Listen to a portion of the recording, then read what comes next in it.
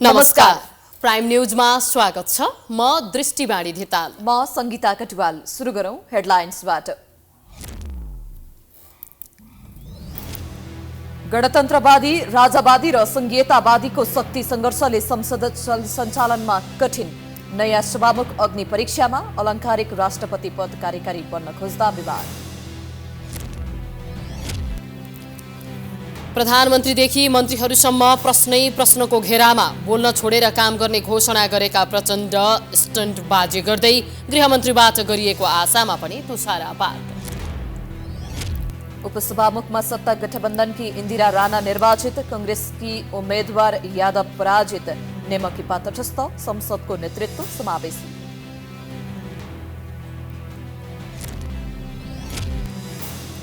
न्युजिल्यान्डको नयाँ प्रधानमन्त्रीमा क्रिस हिफकिन्स बन्ने पक्का। अहिलेकी प्रधानमन्त्री आर्डनले फेब्रुअरी 7 तारिकमा पद छाड्ने। र प्रधानमन्त्री कप महिला राष्ट्रिय टी20 क्रिकेट प्रतियोगिताको उपाधि सुदूरपश्चिम प्रदेशलाई, फाइनलमा प्रदेश 1-6 विकेटले पराजित।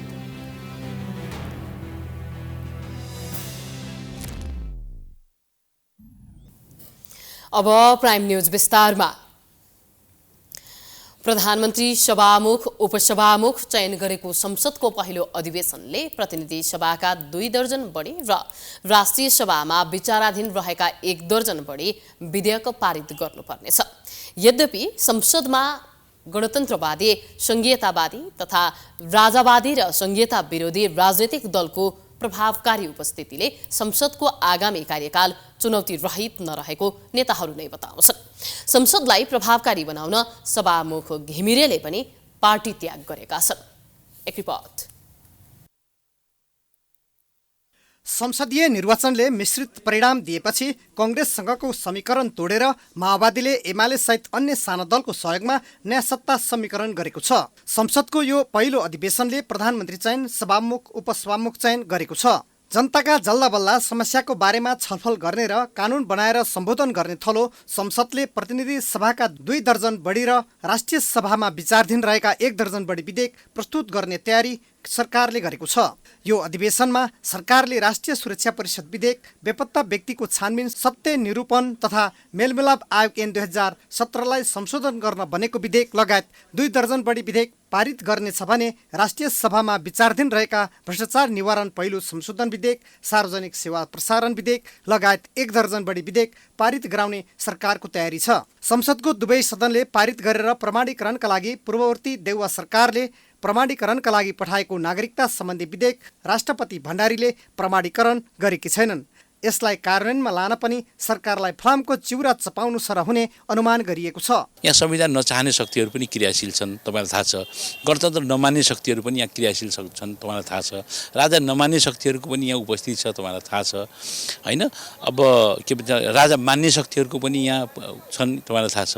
अब धार्मिक रूपले यो मुलुकलाई भनौँ न धर्मनिरपेक्षताका विरोधी शक्तिहरू पनि यहाँ छन् र धर्मनिरपेक्षताका पक्षपातीहरू पनि यहाँ छन्। त विभिन्न किसिमका शक्तिहरूको गठजोडबाट यो सरकार निर्माण भएको छ। यो सरकार आफैमा बडा विचित्रको संयोग भन्नुहोस् अथवा यो विचित्रको एउटा यात्रा छ। यो नयाँ संसदको बनोटमा गणतन्त्रवादी, संघीयतावादी तथा राजावादी र संघीयता विरोधी राजनीतिक दलको प्रभावकारी उपस्थितिले संसदको आगामी कार्यकाल चुनौतीपूर्ण देखिएको नेताहरूले बताउँछन्। सबैलाई साथमा लिएर नै हिँड्ने त्यो संयोजनकारी भूमिका, नेतृत्वदायी भूमिका त नेतामा हुनै पर्यो। नयाँ नयाँ पार्टीहरू छौँ, मुद्दा हाम्रा आफ्ना छन्, हाम्रा आफ्ना विचारधाराहरू छन्। त्यसैले साझा विषय भनेको देश र जनताको सर्वोपरि हितको कुरा भयो।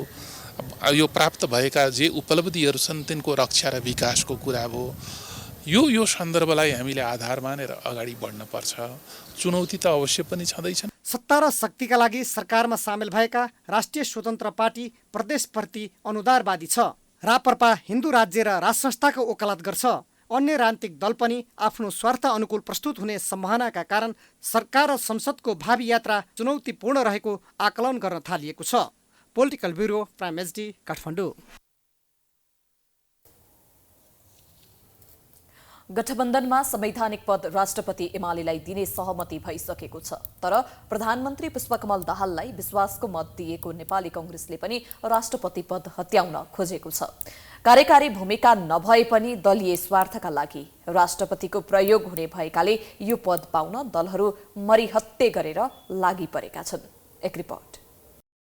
डाक्टर रामवरण यादव 2065देखि 2072सम्म र विद्यादेवी भण्डारी 2072देखि हालसम्म गरी बराबरी जसो समय राष्ट्रपति बने। गणतन्त्र नेपालका पहिलो राष्ट्रपति बनेका डाक्टर यादवले कार्यकालको 9 महिना नपुग्दै संविधान विपरीत काममा सक्रिय भए। प्रथम राष्ट्रपति यादवले 9 महिनामै अन्तरिम संविधानले दिएको अधिकार भन्दा बाहिर गएर 2066 वैशाख 20 गते तत्कालीन पुष्पकमल दाहाल नेतृत्वको सरकारले तत्कालीन प्रधान सेनापति रुक्माङ्गद कटुवाललाई कारबाही गर्ने निर्णयलाई रोकेर सेनापति कटुवाललाई थमौती पत्र पठाइदिए, जसको स्वरूप संसदमा बहुमत प्राप्त प्रधानमन्त्री दाहालले भोलिपल्टै राजीनामा दिन बाध्य भए। तत्कालीन प्रधानमन्त्री बाबुराम भट्टराई नेतृत्वको मन्त्री परिषदले पठाएको अध्यादेश जारी गर्न पनि अस्वीकार गरेका राष्ट्रपति यादवले सुशील कोइराला नेतृत्वको सरकारलाई 7 बुँदे निर्देशन नै थमाइदिए। अझ विद्यादेवी भण्डारीले संसदले पारित गरेर पठाएको विधेयक र मन्त्री परिषदले जारी गर्न पठाएको अध्यादेश समेत रोक्ने काम गरेर पूर्व राष्ट्रपति यादवले पनि जितिन्। विक्रम सम्वत 2074मा कांग्रेस सभापति शेरबहादुर देउवा प्रधानमन्त्री हुँदा मन्त्री परिषदले एकल संक्रमणीय मत प्रणालीबाट निर्वाचन गर्ने प्रावधान राखेर राष्ट्रिय सभा सदस्य निर्वाचन अध्यादेश 2074 राष्ट्रपति समक्ष सिफारिस गरेको थियो। एमालेले विरोध गरेपछि अध्यादेश राष्ट्रपति कार्यालयमा महिनौं रोकियो। राष्ट्रिय सभाको निर्वाचन नभए ठूलो दल बनेको एमालेले सत्ता सम्हाल्नै नपाउने परिस्थिति बनेपछि भने लगतै 14 पुसमा अध्यादेश जारी गरिन्।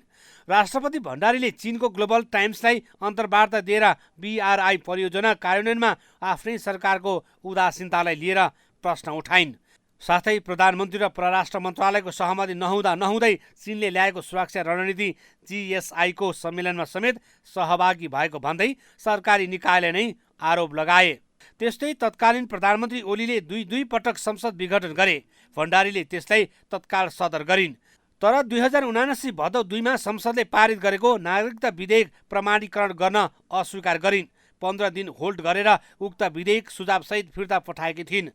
नेपालका प्रथम र द्वितीय राष्ट्रपतिका गतिविधिले वाक्क भएका दलका नेताहरू नै राष्ट्रपति पदको गरिमा राख्न सक्ने व्यक्तिलाई राष्ट्रपति बनाउनु पर्नेमा जोड दिन्छन्।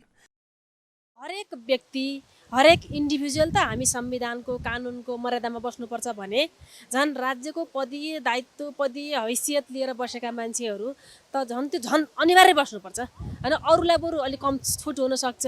एउटा राज्यको पदमा बस्ने, एउटा राज्यको जिम्मेवारी लिएर बस्ने मान्छे त संविधान कानुनको परिधिभन्दा बाहिर जाने कुरा त त्यो उपयुक्त कुरा हुँदै होइन हैन।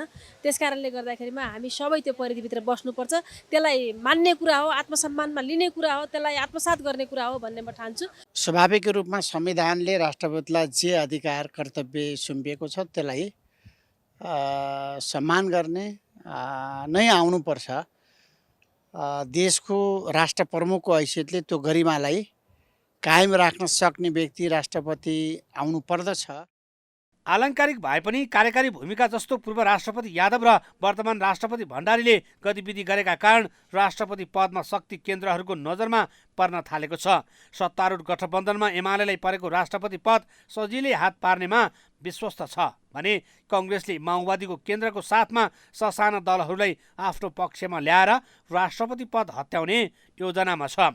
राष्ट्रपतिमा आसीनहरूलाई संविधानको मर्म विपरीत गएर काम गर्ने अधिकार छैन। राष्ट्रपति जस्तो पदमा आसीनहरूले संविधान र पदको गरिमालाई जोगाउन सक्नुपर्छ। माओवादी अध्यक्ष पुष्पकमल दाहालले प्रधानमन्त्रीका रूपमा तेस्रो इनिङ्स सम्हालेको झण्डै 1 महिना पुग्ने लाग्यो। उनले यो बीचमा पटक पटक एउटै कुरा दोहोर्याइरहेका छन्, सुशासन र आर्थिक समृद्धि। तर न जनताले शास्ति कम पाएका छन्, न त आर्थिक समृद्धिको विषयमा कुनै ठोस निर्णय नै भएको छ।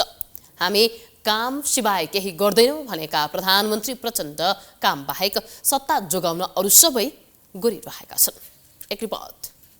पुष 11 गते शपथ खाएका प्रधानमन्त्री पुष्पकमल दाहाल प्रचण्डले 8 दिन बित्न नपाउँदै सचिवहरूलाई बोलाए र 30 बुँदे निर्देशन दिए। निर्देशनमा उनले भनेका थिए जनताका शास्ति घटाउनु, बेथीतिर भ्रष्टाचार हटाउनु। सचिवहरूलाई दिएको निर्देशन मात्र होइन, त्यसैता उनले हरेक जसो सार्वजनिक कार्यक्रममा भन्दै आएका छन्, सरकारको लक्ष्य भनेको सुशासन कायम गर्नु र आर्थिक समृद्धि हासिल गर्नु हो। हामी धेर बोल्दैनौँ, काम गर्छौँ। तर यसरी निर्देशन दिँदै र भाषण ठोक्दै हिँडेका प्रधानमन्त्री प्रचण्डले खासै माखो भने मार्न सकेका छैनन्। बरु उल्टै हामी काम गर्छौँ भन्दै भाषण मात्रै गरिरहेका छन्, न कि काम। मैले बाँकी जीवन सुशासन र विकासको निम्ति समर्पित गर्ने भनेर भनेको छु। म अहिले धेरै भाषण गर्ने मनस्थितिमा छैन। यो कार्यकाल म भाषण कम, काम धेरै र जनताको सेवा धेरै गरेर प्रस्तुत हुने मैले प्रतिज्ञा गरेको छु। प्रधानमन्त्रीमा नियुक्त भएको महिना दिन पुग्नै लाग्दा पनि प्रचण्डले अहिलेसम्म न राहदानी विभागमा लाग्ने गरेको लाइन हटाउन सके, न जनताले अन्यत्र पाएको शास्ति नै घटाउन सके। आज पनि जनताले सार्वजनिक सेवा लिने ठाउँमा उसै गरी शास्ति खेपिरहेका छन्। कर्मचारीको व्यवहार र सरकारी कार्यालयको हविगत देखेर धारे हात लगाइरहेका छन् सेवाग्राही। तर प्रधानमन्त्री आफ्नो निर्देशन कार्यान्वयन भयो कि भएन भनेर समेत एक पटक पनि अनुगमनमा निस्किएका छैनन्।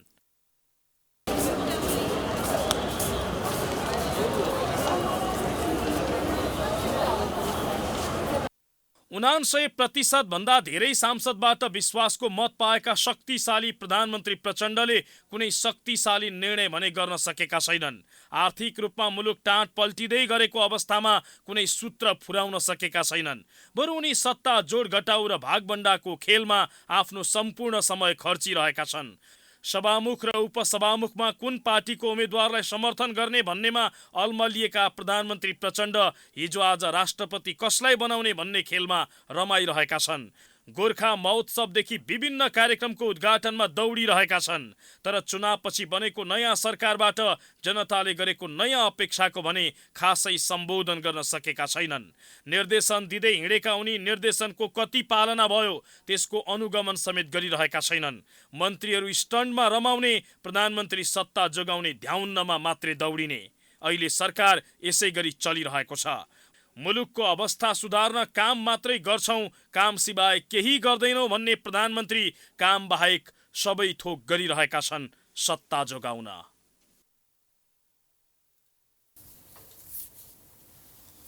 नेकपा एमालेका तर्फबाट निर्वाचित सांसद लक्ष्मी महतो कोइरीका कारण गृहमन्त्री रवि लामिछाने दबावमा परेका छन्। व्यक्ति हत्याको आरोप लागेका कोइरी फरार अभियुक्तको सूचीमा छन्, तर उनलाई प्रहरीले पक्राउ गर्न नसकेका भन्दै गृह मन्त्रीमाथि दबाव सिर्जना भइरहेको छ। एक रिपोर्ट। जिम्मेवार पदमा नहुँदा आवाज उठाउन जति सहज छ, जिम्मेवार पदमा पुगेपछि अरूले उठाएको आवाजको सामना गर्न त्यति नै कठिन छ भन्ने कुरा सायद अरूले भन्दा धेरै गृहमन्त्री रवि लामिछानेले बुझ्न थालेका छन्।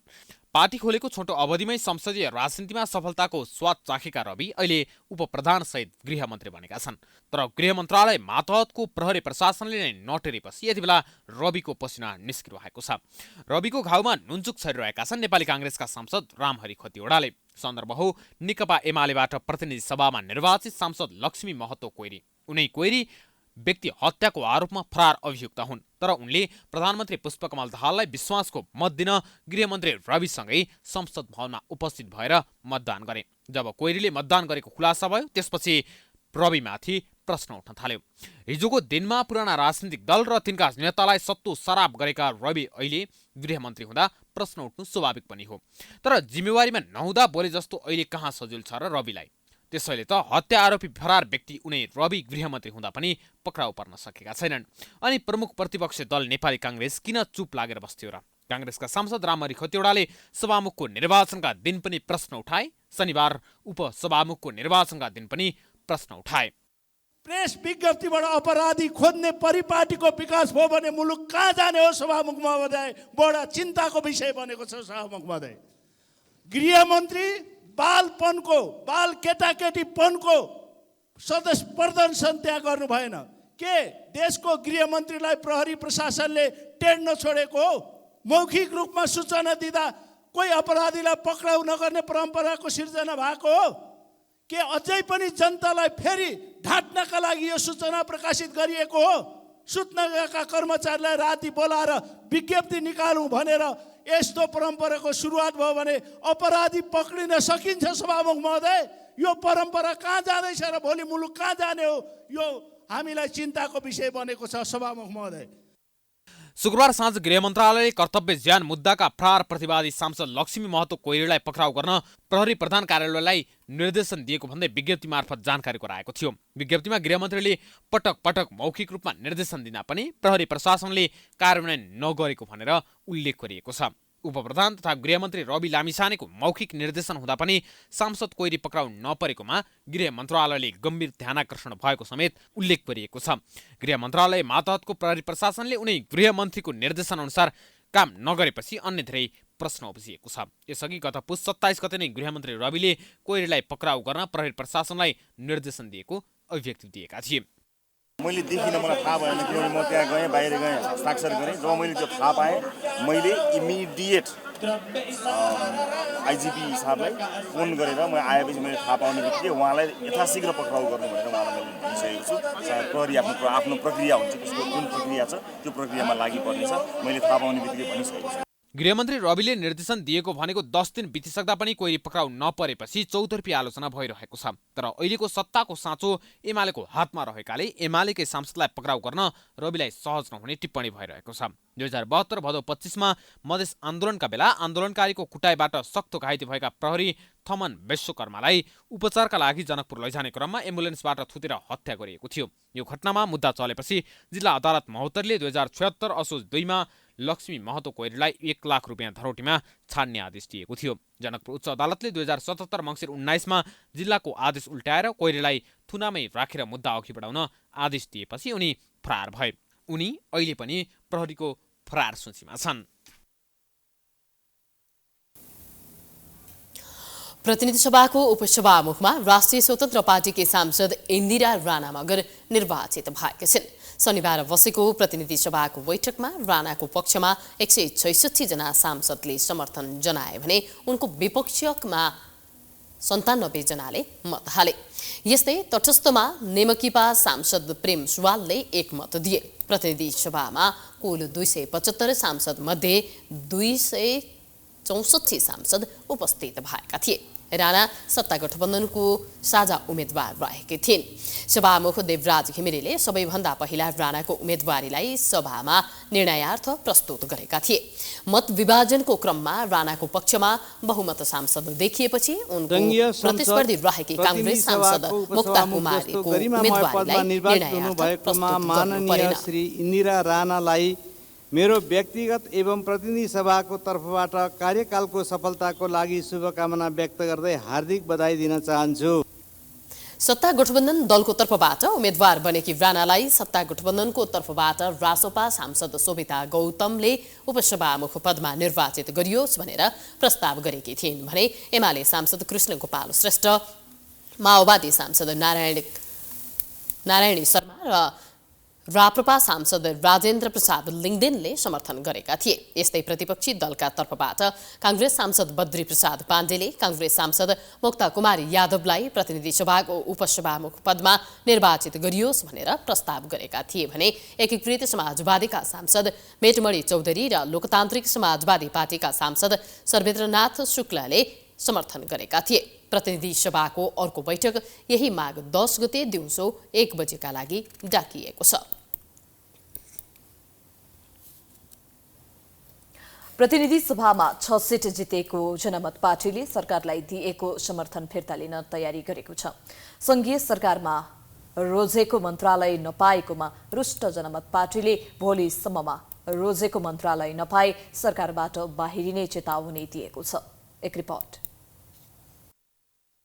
प्रधानमन्त्री प्रचण्डले पुस 11 गते प्रधानमन्त्रीको शपथसँगै विस्तार गरेको 8 सदस्यीय मन्त्री परिषदमा जनमत पार्टीका अब्दुल खानलाई बिना विभागीय मन्त्री बनाए। उनले गत मंगलबार गरेको दोस्रो पटकको विस्तारमा खानलाई खानेपानी मन्त्रीको जिम्मेवारी दिएका थिए। तर उद्योग तथा आपूर्ति मन्त्रीको माग अनुसार मन्त्री नदिएको भन्दै उनले पदभाल गरेका छैनन्। आइतबारसम्ममा उद्योग तथा आपूर्ति मन्त्रालय नदिए सरकारबाट बाहिरिने यसअघि नै जनमत पार्टीले निर्णय गरिसकेको छ। मन्त्री खानले आइतबार मन्त्रालय परिवर्तन नगरे सरकारबाट बाहिरिने चेतावनी दिए। सरकारले गतिरोध गरेको हुनाले हामीलाई चाहिँ कार्यभार सम्हाल्न मुस्किल परेको छ। अर्को विकल्पहरू छन्, थुप्रै विकल्पहरू छन्। हामीले सरकारलाई त्यो विकल्पहरू राखिदिएछौँ होइन। अब भोलिसम्म आश्वासन दिनुभएको छ। भोलिसम्म के हुन्छ त्यस पछाडि हामी फाइनल निर्णयमा जाने। अब त्यो भोलिको निष्कर्ष के आउँछ अन्तिम अब त्यस्तो अवस्था पनि छोड्न पनि सकिन्छ। यसैबीच 3 मन्त्रालय नदिएकोमा रुष्ट जसपाले पनि माग पूरा भए सरकारमा जाने बताएको छ। हामीले अब सबै संवैधानिक अङ्गमा राजनीतिक नियुक्ति लगायत मन्त्रालय, राज्य शक्तिको बाँडफाँड, सङ्ख्याको विषयमा सबै कुरामा हामी समग्र रूपमा छलफल गरौँ, यसमा अगाडि बढौँ भन्ने हामी सरकारलाई समर्थन दिया हौँ, विश्वासको मत पनि दिया हौँ। तर अहिले हाम्रो जुन सम्मानजनक सहभागिताको कुरा थियो पुनर्विचार गर्नका लागि हामी प्रधानमन्त्रीज्यूलाई हामी भन्या हौँ। त्यो विषयमा कुरा अहिले अगाडि बढ्न सकेका छैन। विगतमा पनि मन्त्री बन्न तथा पदमा पुग्नकै लागि आफ्ना मागलाई सत्तामा जाने भर्याङका रूपमा मधेस आन्दोलन र शहीदलाई समेत प्रयोग गरेका मधेसी दलले फेरि राम्रो मन्त्रालय पाउने विषयलाई मुद्दा बनाएर प्रधानमन्त्री प्रचण्डसँग बार्गेनिङ गरिरहेका छन्। पदमा पुग्नु अघि सबका अगाडि हात जोडेर शिर निहुर्याउनेहरू पद प्राप्तिपछि कति घमण्डी बन्छन् भन्ने उदाहरण बनेका छन् काठमाडौँ महानगरपालिकाका नगर प्रमुख बालेन शाह। महानगरको काम कारबाहीबारे सामाजिक सञ्जालमा राखिएको सानो जिज्ञासा र केही प्रश्नको सामना गर्न नसक्दा नगर प्रमुख शाहले सामाजिक सञ्जालमै केटाकेटीपन देखाएका छन्। एक रिपोर्ट। शुक्रबार राति करिब 10 बजेतिर चलचित्र निर्देशक, कमेडी च्याम्पियनका निर्देशक तथा कमेडी क्लब विथ च्याम्पियनका उद्घोषक विशाल भण्डारीले आफ्नो फेसबुकमा काठमाडौँ महानगरपालिकाका मेयर बालेन शाहलाई मेन्सन गर्दै केही प्रश्नको जवाफ दिन आग्रह गरे। 11 बुँदामा प्रश्न समावेश गरिएको एक सामग्री पोस्ट गर्दै भण्डारीले प्रश्नको जवाफ दिने हो भने 5 वर्ष सफल हुने आशय व्यक्त गरेका थिए। सुधारका काम गर्ने भन्दा भत्काउनेतिर धेरै ध्यान दिएको भन्दै भण्डारीले बालेनलाई काम गरेर देखाउन सुझाव दिएका थिए। तर त्यसलाई बालेनले सामना गर्न सकेनन्। आशा गरिएका मेयर शाहमाथि भत्काएको बाहेक बनाएको केही देखिएन भन्ने गुनासो गर्ने बढेको भनेर मेयर शाहलाई सुझाव दिएका थिए। तर डोजर आतंक मचाइरहेका मेयर बालेन शाहलाई उनको सुझाव पसेन। नगर प्रमुख बालेनले निर्देशक भण्डारीले पोस्ट गरेको स्ट्याटसमा अमर्यादित जवाफ दिएका छन्। बालेनले लेखेका छन्, तिम्रो सो पैसाको भोटले चल्छ। तिमी पैसा कमाउन आएका हौ। तिम्रो अस्तित्व पैसा बाहेक केही छैन। तिमीलाई पैसा बाहेक केही कमाउनु छैन। तिमी जस्तो बिकाउ मान्छेलाई जवाफ दिनु जरुरी छैन। काठमाडौँ महानगरको सुधारको सुझाव दिँदा एउटा कार्यक्रमको टिप्पणीमा उत्रिएपछि स्ट्याटस र कमेन्टमा लामै बहस भएको छ। त्यसपछि निर्देशक भण्डारीले अर्को स्ट्याटस लेखेर आफ्नो प्रश्न दोहोर्याएका छन्। मैले प्रश्न सोधेको हो, भत्काउनु बाहेक के बनाउनु भयो? पहिलो प्रश्नको उत्तर नपाएपछि दोस्रो स्ट्याटसमा भण्डारीले बालेनलाई श्री 8 को संज्ञा दिएका छन्। दोस्रो प्रश्नमा बालेनले थप आक्रामक हुँदै कमेन्ट गरेका छन्। निर्देशक भण्डारीलाई भाइ सम्बोधन गर्दै मेयर शाहले मदिरा पिएर लेखेको आरोप मात्र लगाएका छैनन्, प्रश्न गरेर दुःख दिएको बताएका छन्। मेयर शाहले भण्डारीलाई प्रति प्रश्न गर्दै लेखेका छन्, प्रश्न सोध्न पाइन्छ भाइ, काम गरिराखेको मान्छेलाई दारू खाएर राति राति दुःख दिन पाइँदैन। तिम्रो गाउँको मेयरले के गर्दैछ थाहा छ? बालेन डोजर आतंक फैलाएको भन्दै सामाजिक सञ्जालमा चर्को आलोचना भइरहेको छ। बालेन त्यही व्यक्ति हुन् जो काठमाडौँ महानगरको निर्वाचन अघि घर घरमा पुगेर सबैका अगाडि शिर नेउर्याएर मत माग्दै हिँडेको भेटिन्थ्यो। त्यसबेला बालेनको आनीबानी हेर्दा लाग्थ्यो उनी कसैको पनि चित्त दुखाउन सक्दैनन्, विकास प्रेमी छन् र सबैलाई समेटेर अघि बढ्न चाहन्छन्। तर अहिले उनी परिवर्तन भएका छन्। उनलाई कसैको साथ चाहिएको छैन, केवल पदको घमण्ड मात्रै छ कि जस्तो देखिन्छ। नगर प्रमुख बालेनलाई हाम्रो प्रश्न, शुभेच्छुकको सुझाव र आलोचकको टिप्पणीलाई मनन गरेर अघि बढ्दा नै सफल भइन्थ्यो कि? प्रधानमन्त्री पुष्पकमल दाहालले आफ्नो कार्यकालमा स्वास्थ्य क्षेत्रलाई प्राथमिकतामा राखेर आवश्यक नीतिगत र व्यावहारिक निर्णय गर्ने बताएका छन्। शनिबार काठमाडौँमा आयोजित right to protein run of marathon पुरस्कार वितरण समारोहलाई सम्बोधन गर्दै प्रधानमन्त्री दाहालले जनताको सेवाका लागि स्वास्थ्य क्षेत्रमा सरकारले गर्नुपर्ने काम धेरै रहेको भन्दै आफ्नो तेस्रो कार्यकालमा स्वास्थ्यको क्षेत्रमा सरकारले नयाँ सुरुवात गर्न लागेको बताएका हुन्। प्रोटिनको कमीका कारण सन् 2019 मा 32% 5 वर्ष मुनिका बच्चाहरूले उमेर अनुसारको उचाइ प्राप्त गर्न नसकेको भन्दै उनले प्रोटिन लगायत पोषणका स्रोतहरूमाथि सबैको पहुँच स्थापित गर्न सरकार प्रतिबद्ध रहेको पनि बताए।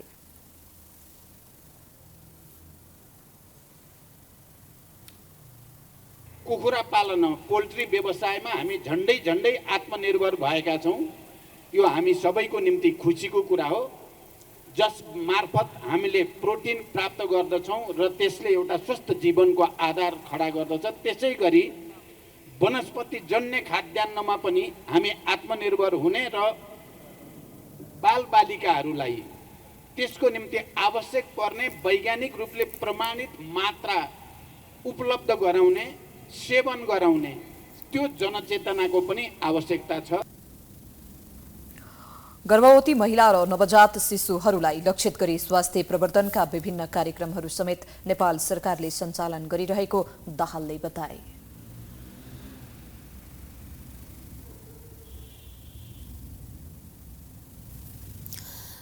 नेकपा एकीकृत समाजवादीका अध्यक्ष माधव कुमार नेपालले गएको निर्वाचनमा अर्कै पार्टीका लागि भोट माग्ने नेता तथा कार्यकर्तालाई कारबाही गर्ने चेतावनी दिएका छन्।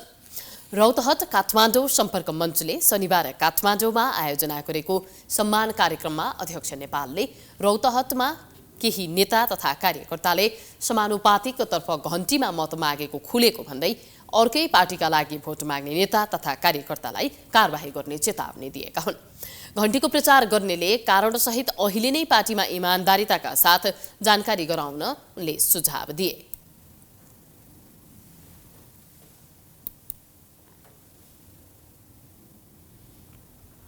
सम्पर्क मञ्चका साथीहरू रौतहट जिल्लामा गइसकेपछि घण्टीलाई भोट दिनु पर्यो भन्नुभयो रे समानुपातिकमा सुन्नमा आएको छ।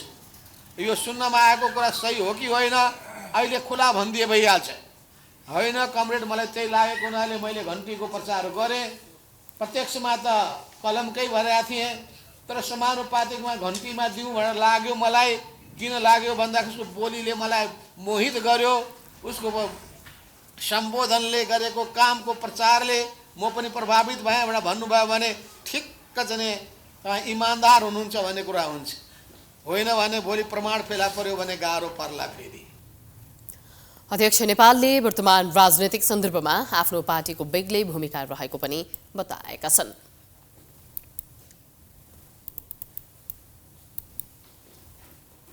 दुई 2074 साउनमा अन्तर्राष्ट्रिय नागरिक उड्डयन संगठन आइकाओले नेपाललाई कालो सूची अर्थात् गम्भीर सुरक्षा चासो एसएससीबाट हटाएको थियो। तर आइकाओले कालो सूचीबाट हटाए पनि ईयूले भने नेपाललाई कालो सूचीबाट हटाएको छैन। युरोपका देशमा अझै पनि नेपाली वायुयानहरूले उडान गर्न पाउने अवस्था छैन। ईयूले कालो सूचीबाट हटाउने संकेत दिए पनि तत्कालका लागि त्यो सम्भावना टरेको छ। एक रिपोर्ट। नेपालको हवाई उडान अर्थात् आकाशले एक दशक यता ईयूको प्रतिबन्ध खेपिरहेको छ। यद्यपि गत अप्रेलमा संयुक्त राष्ट्रसङ्घीय उड्डयन निकाय आइकाओको परीक्षणमा नेपालको मापदण्ड परिपालनको औसत दर एसिया प्रशान्त क्षेत्र र विश्वकै औसतभन्दा धेरै 70.1% देखिएको थियो। त्यतिबेला केही सुधार जस्तो देखिएका कारण उड्डयन प्राधिकरणले सन् 2013 को देखि देशले सामना गरिरहेको ईयूको कालो सूचीबाट हट्ने अपेक्षा गरेका थिए। तर माघ 1 गते पोखरामा भएको यति एयरलाइन्सको विमान दुर्घटनाका कारण ईयूले कालो सूचीबाट हटाउने विषयमा संशय पैदा भएको छ। दुर्घटनाले गर्दाखेरि त्यसबाट हामीलाई बाधा पर्छ, किनभने अझ पनि नेपालको वायु सेवाहरू सुरक्षित छैनन् भन्ने सन्देश त्यसले दियो नि। केही त्यसले असर त गर्छ नै, तर पनि अब हामीले अब पहिले त्यसको कारण पत्ता लगाउनु पर्यो। त्यो कारण पत्ता लगाएपछि मात्रै अनि के कारणले भएको रहेछ त भन्ने कुरा चाहिँ थाहा हुन्छ। अनि त्यसबाट चाहिँ हामीले चाहिँ ती अन्तर्राष्ट्रिय सङ्गठन आइकाओलाई पनि जानकारी दिन सक्छौँ कि के भएको भन्ने कुरा। आइकाओको मापदण्ड अनुसार 194 देशका विमान कम्पनी सञ्चालित छन् भने कालो सूचीमा नेपालसहित 22 मुलुकका 300 विमान कम्पनी छन्। नेपाल नागरिक उड्डयन प्राधिकरण आफै नियामक र सेवा प्रदायक भएकोमा पनि ईयूको आपत्ति छ। पछिल्लो समय ईयूको टोली नेपालमा नै आएर अध्ययन गर्ने तयारीमा थियो। तर पोखरामा भएको दुर्घटनापछि ईयूको नेपाल आउने योजना स्थगित भएको छ। तर ईयूले कालो सूची हटाउने विषयमा नेपाल नागरिक उड्डयन प्राधिकरण भने ढुक्क देखिन्छ। अक्टोबरमा आएको इयासाको एसिस्टेन्ट टिमले सकारात्मक भनेर गइसकेपछि उहाँहरूले आफ्नो उसमा चाहिँ हेड अफिसमा रिपोर्ट गर्नुभयो। त्यसपछि एउटा अनसाइट भिजिट गर्ने, स्थलगत आएर चाहिँ अडिट गर्ने भन्ने उहाँहरूको कुरोकानी छ होइन। त्यो कहिले आउने भन्ने कुरो अहिलेसम्म टुङ्गो लागिसकेको छैन। सम्भवतः उहाँहरू आउनुहुन्छ नेपालमा चाँडै नै आइसकेपछि नेपालले हालसम्म गरेका प्रगतिहरूको अध्ययन गरेर यो सेफ्टी लिस्टबाट हट्ने विषयमा उहाँहरूले निर्णय गर्नुहुनेछ र हामी आशावादी छौँ। अब चाँडै नै अब हामी सेफ्टी लिस्टमा राखिरहनु पर्ने कारण छैन।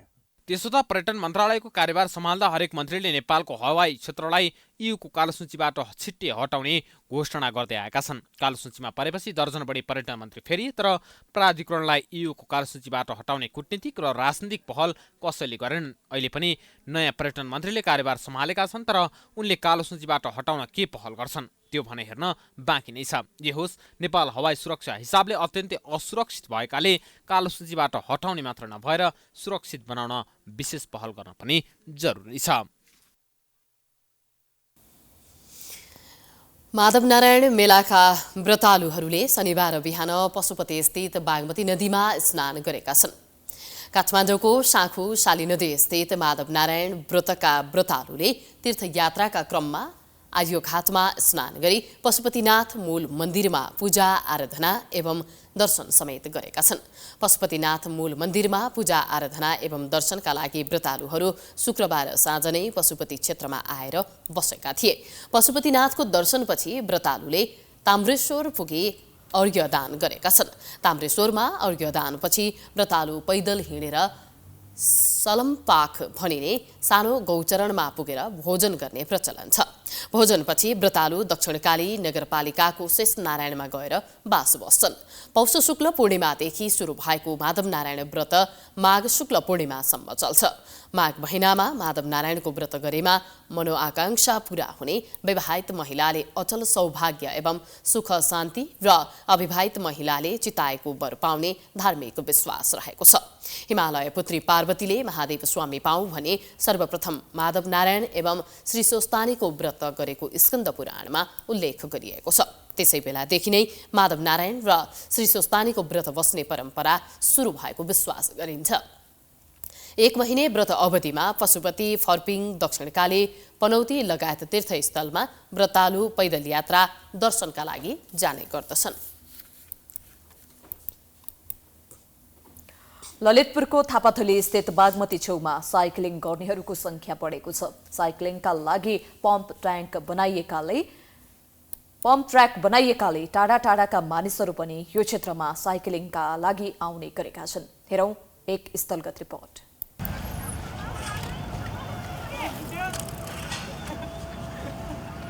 दर्शकबिन, यति बेला म ललितपुरको एउटा पम्प ट्र्याकमा आएको छु र आज शनिबारको दिन यहाँ बालबालिकादेखि युवा वयस्कसम्म साइक्लिङको लागि आएका छन् र यो पम्प ट्र्याकमा साइक्लिङ गर्दाखेरि सबैले एक्सर्साइज हुने र स्ट्रेस रिलिफ हुने हामीलाई प्रतिक्रिया दिइरहेका छन्। म पनि यो साइक्लिङ गर्न रुचाउने मान्छे, अनि यो साइक्लिङको यो पम्प ट्र्याक बनेको सुनेर देखेपछि एकदम चाहिँ खुसी पनि लाग्यो र अनि यहाँको चाहिँ एक्सपिरियन्स गरौँ भनेर आएको। यहाँ अहिले आएर हेर्दाखेरि मभन्दा धेरै साना भाइहरू पनि चाहिँ यहाँ रमाइरहेको देखेर एकदम खुसी पनि लाग्यो र मैले पनि यहाँ अहिले चाहिँ पम्प ट्र्याकमा तपाईँले देखिहाल्नुभयो, हामीले चाहिँ घुम्यौँ, त्यो एकदम भेरी न्यू एक्सपिरियन्स। यो सिटी एरियामा यो पम्प ट्र्याकको आवश्यकता कतिको छ नेपालभरको सन्दर्भमा कुरा गर्दाखेरि? अनि यो साइक्लिङलाई त हामीले प्रमोटै गर्नुपर्छ। साइक्लिङ भनेको जेरो इमिसन हो होइन, यसले पोल्युसन गर्दैन र त्यसले गर्दाखेरि अब स्वस्थ रहनको लागि धेरै खेलकुदहरू मध्ये साइक्लिङ पनि पर्छ र यस्तो खालको चाहिँ यो अब एउटा नेपालमा नयाँ एउटा बनेको छ। मलाई लाग्छ यो चाहिँ काठमाडौँको धेरै ठाउँमा यस्तो किसिमको अझ योभन्दा अझ ठुलो चाहिँ स्केलमा अलिकति ठुलो ठाउँमा योभन्दा ठुलो अझ योभन्दा अझै एडभेन्चरस टाइपको यो चाहिँ बनाउन जरुरी छ। पढ्दा पढ्दा स्ट्रेच हुन्छ अनि शनिबारको दिन अनि यहाँ आउँछु फ्रेस हुन्छ अनि त्यही एक्सर्साइज पनि हुन्छ। म त यहाँ सधैँ आउँछु दिनदिनै साइक्लिङ गर्न। यहाँ बिहान बिहान एक्सर्साइज हुन्छ हाम्रो अनि रमाइलो हुन्छ, सबजना चलिफली हामी साइकल चलाउँछ। साइक्लिङ कसैको लागि बिहानीको व्यायाम बनेको छ भने कसैको लागि आफ्नो जिन्दगीको एम बनेको छ। बालबालिकालाई एकदम गाह्रो हुन्छ साइकलहरू चलाउन होइन, यस्तोहरू कहिले ठुक्छ कहिले के हुन्छ, त्यसैले यो पम्प ट्र्याक एकदम राम्रो बनाएको। बिहान हामी बिहान सुतेर बस्यो भने के हुन्छ, हामीलाई गाह्रो हुन्छ। अब यहाँ चलायो भने टाइम पनि युटिलाइज हुन्छ, एक्सर्साइज पनि हुन्छ। एम नै यसमै भनौँ न, अब बच्चेदेखि लिएर अनि एउटा हुन्छ नि डेडिकेटै भएको छ अहिले चाहिँ। अब बच्चामा चाहिँ रमाइलोको लागि भयो, अब त्यो चलाउँदै त्यो आफै स्किल आफै अपडेट हुँदै हुन्छ नि अझ यो बनाएको छ पम्प ट्र्याक अनि अहिले चाहिँ धेरै सजिलो छ। अब ट्रेलहरूमा जानु परेन, अलिकति एक्सर्साइज पनि भयो बिहान बिहान, एकदम राम्रो छ नि त। अब स्किल डेभलप हुन्छ योबाट। अब त्यसपछि अब ट्रेलतिर नि अब तपाईँको अब आफ्नो एउटा हुन्छ नि स्किल चाहिँ देखाउन पाइयो यहाँबाट गरेर। यस्ता पम्प ट्र्याकहरू हरेक पालिकामा निर्माण गर्न सके आम नागरिकले व्यायाम गर्न पनि पाउँछन् र साइक्लिङको पनि प्रोत्साहन हुन सक्छ। क्यामेरामा विशाल खड्काका साथमा सुष्मन विश्वकर्मा, प्राइम टेलिभिजन, ललितपुर। उपप्रधान तथा अर्थमन्त्री विष्णुप्रसाद पौडेलले मुलुकको आर्थिक क्षेत्र सुधारका लागि चुनौती खडा भएको बताएका छन्। कृषि विकास बैंक लिमिटेडको 56औं वार्षिक उत्सव कार्यक्रमका अवसरमा शनिबार काठमाडौँमा आयोजित एक कार्यक्रममा अर्थमन्त्री पौडेलले बजेटको मध्यावधिक समीक्षा गर्नुपर्ने समयमा पुँजीगत खर्च 14-15% मात्रै हुनु, राजस्व परिचालनमा चालु आर्थिक वर्षको लक्ष्य भेटाउन नसक्नुले मुलुकको आर्थिक क्षेत्र सुधारका लागि चुनौती खडा भएको बताएका हुन्। गत वर्ष यही समयमा राजस्व सञ्चालन भन्दा पनि यस वर्ष झन पछाडि रहेको उनको भनाइ छ। आर्थिक दृष्टिकोणले खडा भएको चुनौती सामना गर्दै आर्थिक सामर्थ्य राम्रो बनाउने अभियानमा सरकारलाई सबैको साथ चाहिएको उनले बताए। मुलुकको आर्थिक स्वास्थ्यलाई राम्रो बनाउने, आर्थिक सामर्थ्यलाई राम्रो बनाउने त्यो अभियानमा सबैको साथ सरकारलाई चाहिएको छ, अर्थ मन्त्रालयलाई चाहिएको छ। त्यस अर्थमा खर्च कटौतीका निमित्त, मितव्ययका निमित्त समेत पनि साथीहरूको यो बैंक, यसको व्यवस्थापन र यो यहाँ काम गर्ने सबै कर्मचारी साथीहरूको पनि साथ समर्थन र सहयोगका लागि म अपिल गर्न चाहन्छु। कार्यक्रममा राष्ट्र बैंकका गभर्नर महाप्रसाद अधिकारीले प्रतिस्पर्धात्मक क्षमता बढाउनका लागि बैंकले गर्नुपर्ने धेरै काम बाँकी रहेको बताएका छन्। उनले कृषिको आधुनिक बजारमा बैंकले लगानी गर्नुपर्ने सुझाव दिए। यसलाई अझै सुधार गरेर यहाँहरूले लानुपर्छ र बजारमा प्रतिस्पर्धात्मक क्षमता यहाँहरूले विकास गर्न जरुरी छ। त्यसको लागि कृषिकै क्षेत्रको कुरा गरिराख्दाखेरि मैले देखेको चाहिँ एउटा समग्र इकोसिस्टममा कृषि विकास बैंक इन्भल्भ हुनुपर्छ, अर्थात् कम्प्लिट भ्यालु चेनमा कृषि विकास बैंक इन्भल्भ हुनुपर्छ।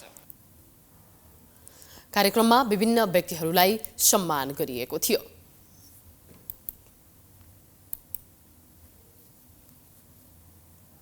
प्रदेश 1 को इलाममा ड्रागन फलको व्यावसायिक खेती सुरु भएको छ। ड्रागन फल सहज रूपमा सिँचाइ नहुने जग्गामा समेत राम्रो उत्पादन हुने भएपछि इलामका किसानहरू ड्रागन फलको व्यावसायिक खेतीमा लागेका हुन्। एक रिपोर्ट। इलामका किसानहरू व्यावसायिक रूपमा ड्रागन फलको खेतीमा लागेका छन्। सामाजिक सञ्जाल र सञ्चार माध्यमका कारण सहजै किसानले जानकारी पाएपछि इलाममा पनि ड्रागन फलको व्यावसायिक खेती सुरु भएको हो।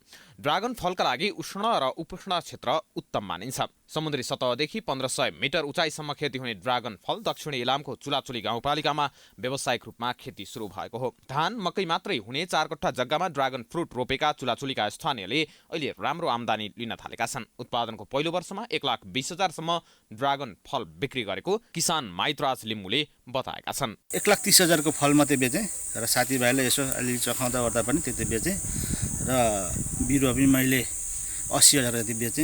दुईवटा बोटबाट खेती सुरु गरेका लिम्बुको बारीमा अहिले 400 ड्रागनका बोटहरू छन्।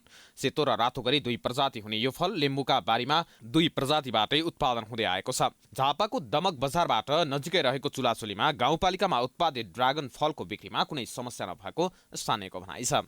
बजार दमक हो, हाम्रो भाइले चाहिँ निकै पटक लगेको, मैले माग्दा पनि झन्नै भेट्न गाह्रो हो। 2 पटक निलाएर खाएँ, एकदम यसको स्वाद पनि राम्रो छ।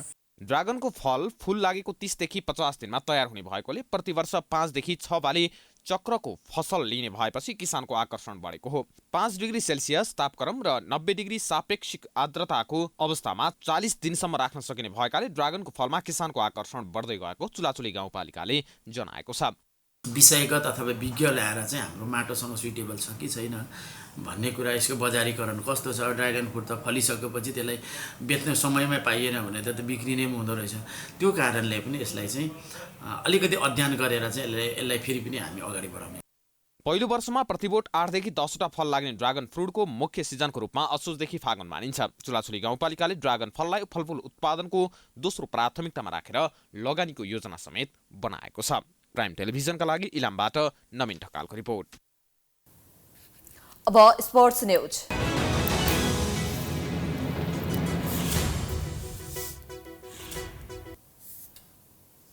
सुदूरपश्चिम प्रदेशले प्रधानमन्त्री कप महिला राष्ट्रिय T20 क्रिकेट प्रतियोगिताको उपाधि जितेको छ। इटहरीमा शनिबार भएको फाइनलमा प्रदेशलाई 6 विकेटले हराउँदै सुदूरपश्चिम च्याम्पियन बनेको हो। उपाधिसँगै सुदूरले 5 लाख र उपविजेता प्रदेश 1 ले 3 लाख रुपैयाँ प्राप्त गरेका छन्। प्रदेश 1 ले दिएको 102 रनको लक्ष्यसहित जवाफी ब्याटिङ गरेको सुदूरले 19 ओभर 5 बलमा 102 रन जोड्दै लक्ष्य पूरा गर्यो। सुदूरको जितमा सम्झना खड्काले अभिजित 27 रन जोडिन्। कविता जोशी 19 रनमा अभिजित रहिन्। डोली भट्टले 22 तथा कविता कुँवरले 12 रन बनाइन्। प्रदेश 1 का लागि सबनम राई, संगीता राई, रुबिना छेत्री र हिरानियामी रायल 1-1 विकेट लिए। जनता क्रिकेट पार्क क्रिकेट मैदानमा पहिलो ब्याटिङ गरेको प्रदेश 1 ले 20 ओभरमा 5 विकेट गुमाएर 101 रन बनाएको थियो। प्रदेश 1 का लागि काजल श्रेष्ठले अभिजित 48 रन जोडिन्। यस्तै अप्सरी बेगमले 15 रन जोड्दा कप्तान रुबिना छेत्रीले 14 रन जोडिन्। सुदूरकी मनिषा चौधरीले 2 तथा ऋतु कोनुजियाले 1 विकेट लिइन्। नेपाल क्रिकेट संख्यानले आयोजना गरेको प्रतियोगितामा 8 टोलीको सहभागिता रहेको थियो।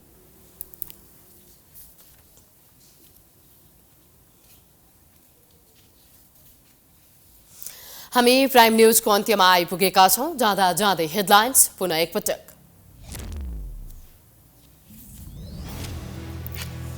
गणतन्त्रवादी, राजावादी र संहितावादीको शक्ति संघर्षले संसद सञ्चालनमै कठिन। नयाँ सभामुख अग्नि परीक्षामा अलङ्कारिक राष्ट्रपति पद कार्यकारी बन्न खोज्दा विवाद।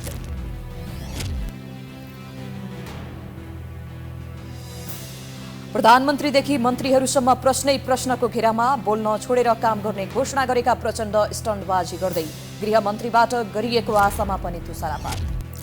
उपसभामुखमा सत्ता गठबन्धनकी इन्दिरा राणा निर्वाचित, कांग्रेसकी उम्मेद्वार यादव पराजित। नेमकेफा तटस्थ, संसदको नेतृत्व समावेशी। न्युजिल्यान्डको नयाँ प्रधानमन्त्रीमा क्रिस हेपकिन्स बन्ने पक्का। अहिलेकी प्रधानमन्त्री आर्डरली फेब्रुअरी 7 तारिकमा पद छाड्ने।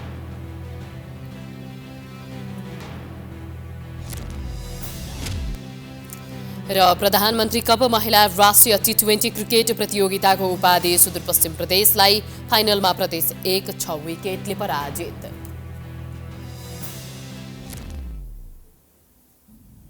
प्राइम न्यूज अहिलेलाई सकियो।